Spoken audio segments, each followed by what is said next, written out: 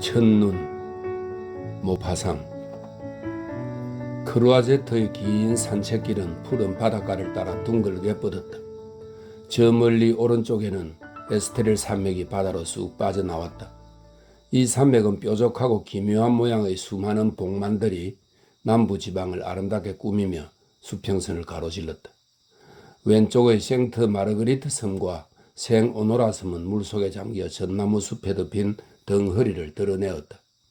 그리고 넓은 물구비를 끼고 카안 지방을 둘러싼 큰 산들을 따라 늘어선 무수한 하얀 별장들이 햇볕에 조는 듯하다.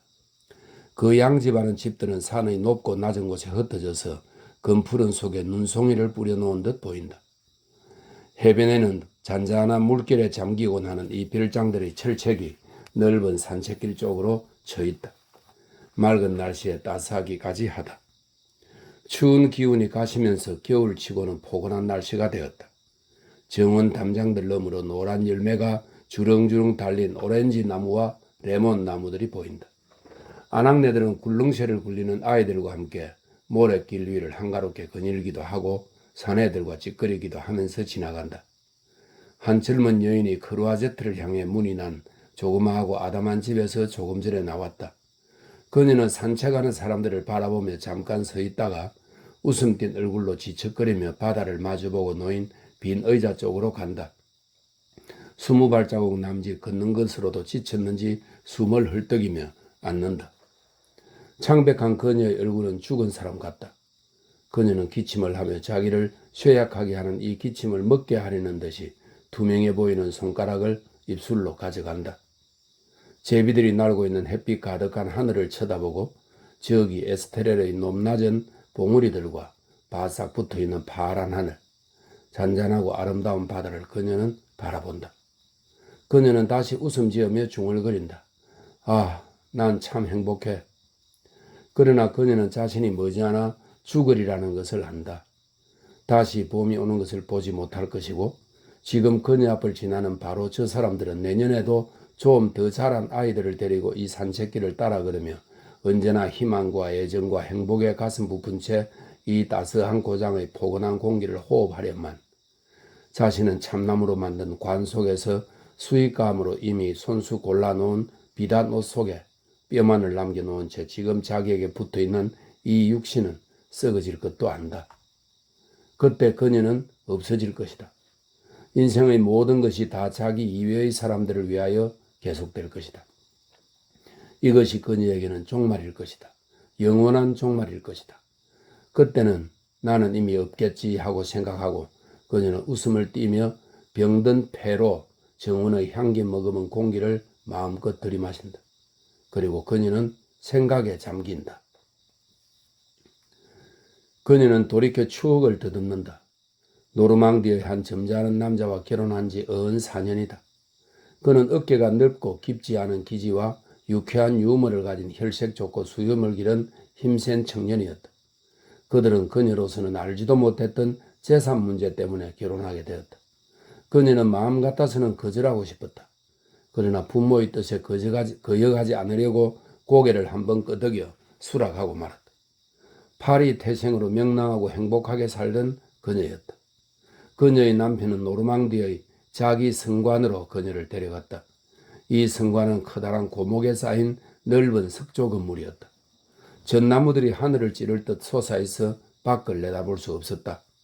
오른편에 있는 길로 멀리 떨어진 농가까지 거침없이 뻗은 들판이 보였다. 지름길 하나가 철책 앞을 지나 3km나 떨어진 한 길까지 닿아 있었다. 아, 온갖 지난 일들이 그녀의 머리에 떠오른다. 거기에 도착하던 일이며 새로운 집에서의 첫날이며 그 뒤로 외로웠던 생활이며 모든 것이 생각난다.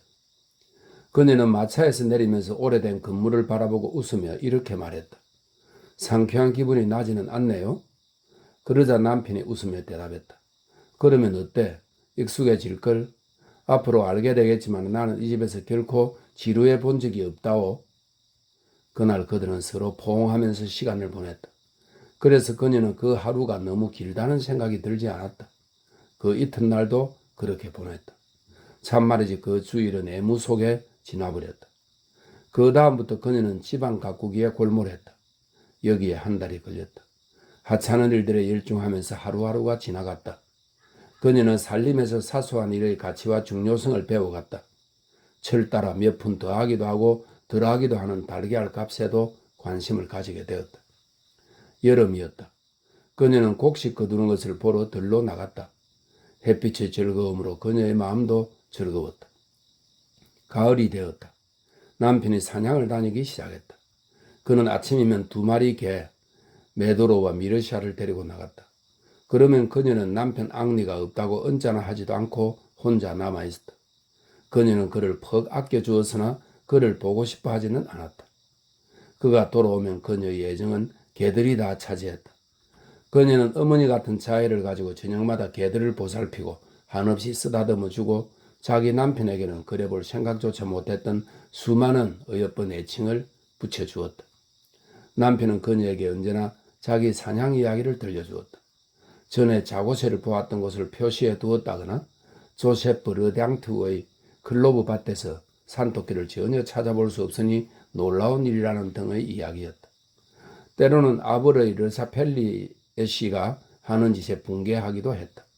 르샤펠리에 씨가 남편 앙리드 파르빌이 손수 세우는 사냥 미끼를 떼어가리고 경계 주변을 끊임없이 엿본다는 것이다. 그녀가 대답했다. 그래요. 아무리 생각해봐도 그건 나쁜 짓이에요, 정말. 겨울이 왔다. 노르망디의 겨울은 춥고 비가 많이 내린다.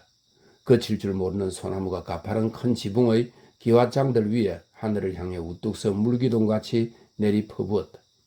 길은 진창이 되고 들판도 온통 흙두성이가 되었다. 그리고 쏟아지는 빗소리 말고 아무 소리도 들리지 않았다.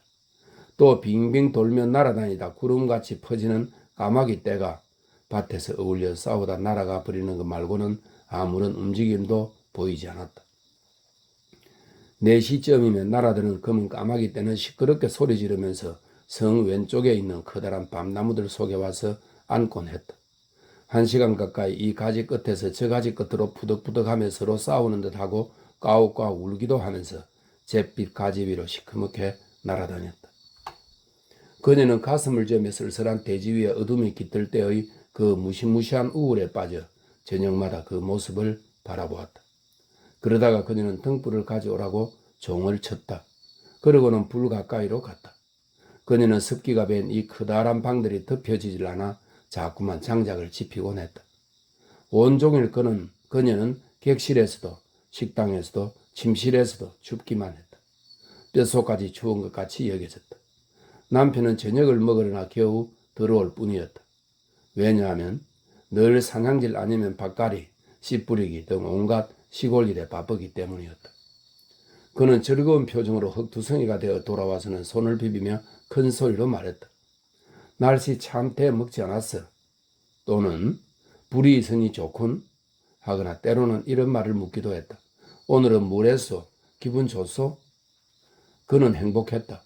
모험 없고 평온하고 단조로운 이 생활에 다른 것은 꿈도 꾸지 않으며 아무런 욕심 없이 잘 지냈다. 12월에 들어서 눈이 내리기 시작하자 세월과 더불어 인간도 그렇듯이 몇백 년 사이에 점점 더 얼씬연스러워지는 듯한 이 고성의 냉랭한 공기에 그녀는 몹시 괴로웠다. 그래서 어느 날 저녁 그녀는 남편에게 이런 요구를 했다. 여보, 앙리, 여기다 난로를 하나 놓도록 해줘요. 그러면 벽도 좀 말릴 수 있을 거예요. 정말이지 아침부터 저녁까지 하루 종일 추워요. 처음에는 이런 저택에 난로를 놓는다니 가당치 않은 생각이라고 말도 못 꺼내게 했다. 그에게는 언쟁반에다 개밥을 차려주는 것이 오히려 더 자연스러워 보였다. 얼마 있다가 뱃속에서 힘차게 터져나오는 웃음으로 자꾸 웃으면서 여기다 난로를 놓다니 여기다 난로를 놓다니 참 하하하 그만 웃기요. 그녀가 그렇지 않다고 말했다. 여보 정말 추워요. 당신은 모를 거예요. 당신은 늘 움직이니까. 그러나 난 추워요. 그가 여전히 웃으면서 대꾸했다. 괜찮아 상관없어. 게다가 추운 편이 건강에 좋다오. 당신 건강도 오히려 나아질 거요.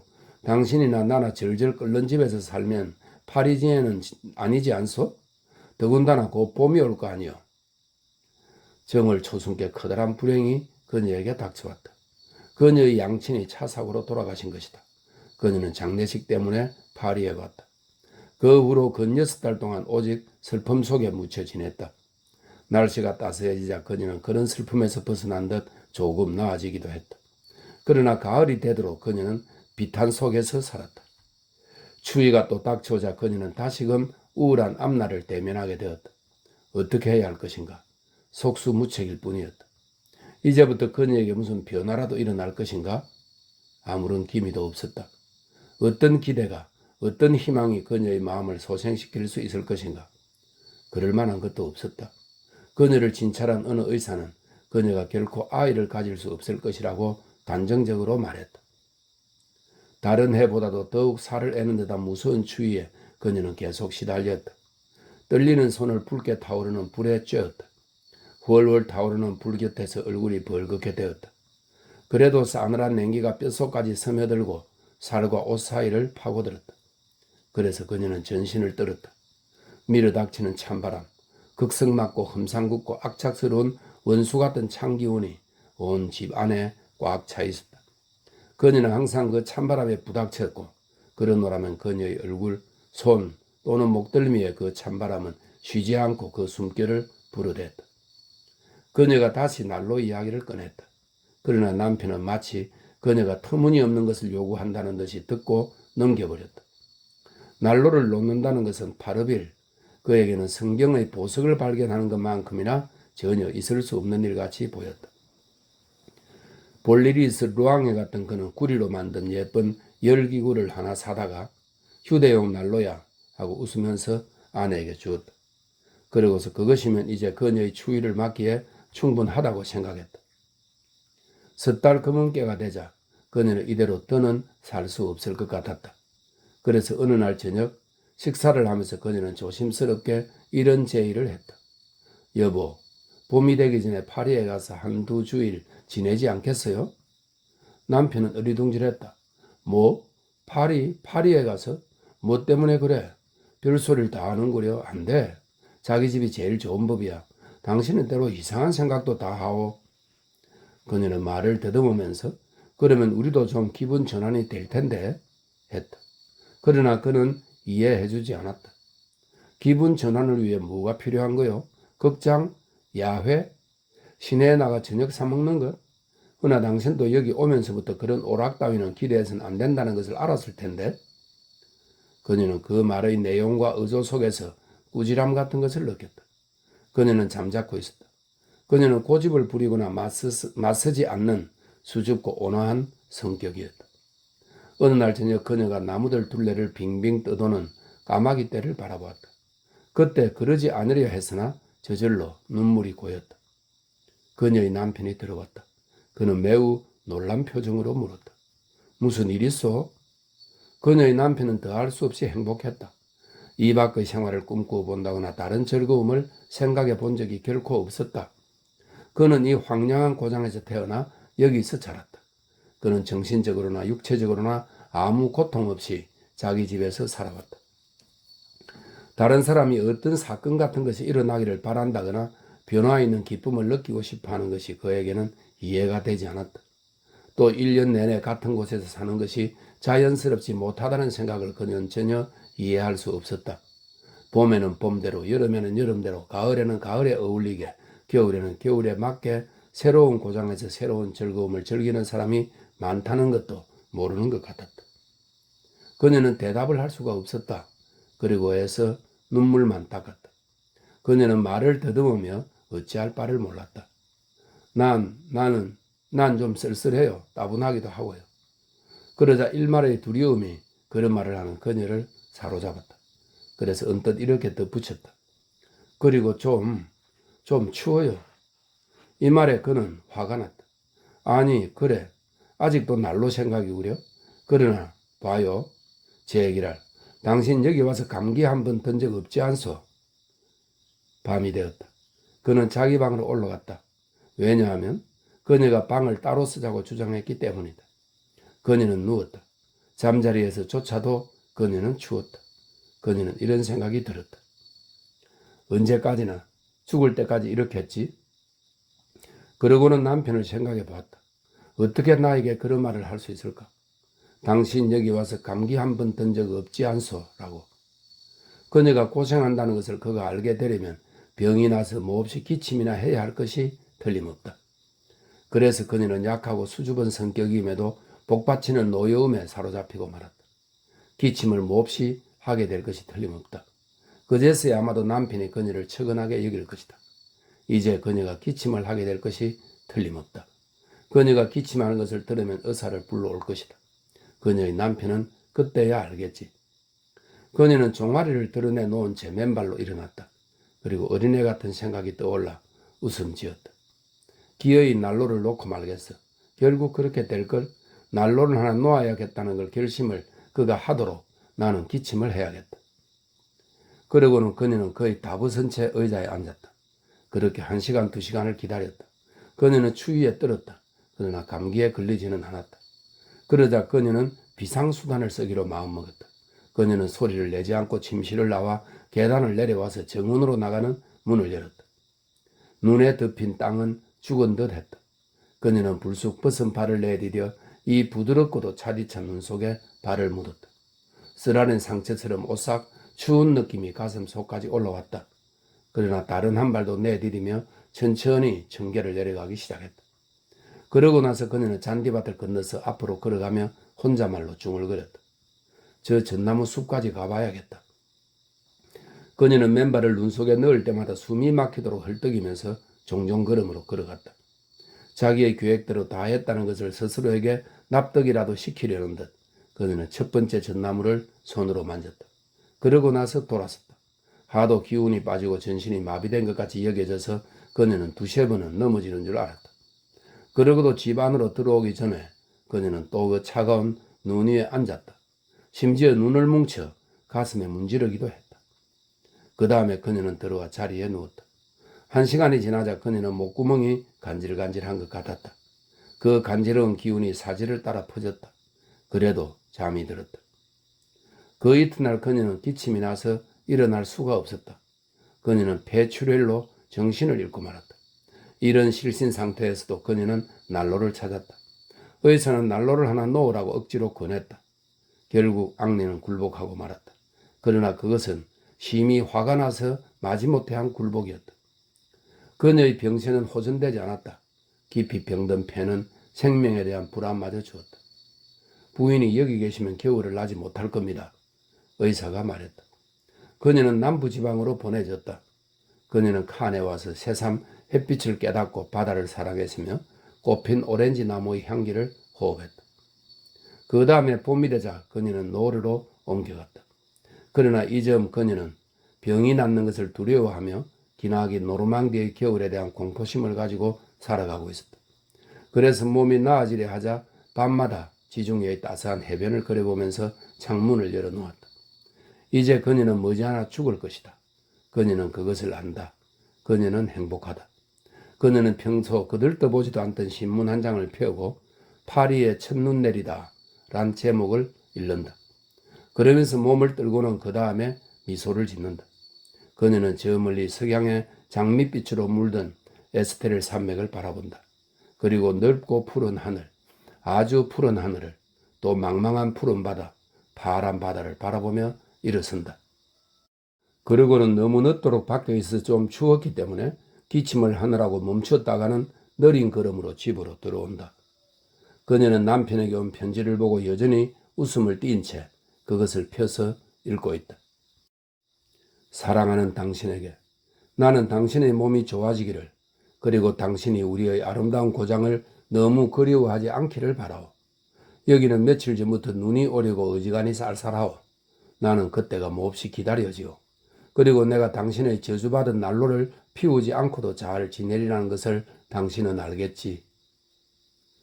그녀는 자기가 난로를 가져보았다는 그 생각에 못내 행복해하며 편지 읽는 것을 중단한다.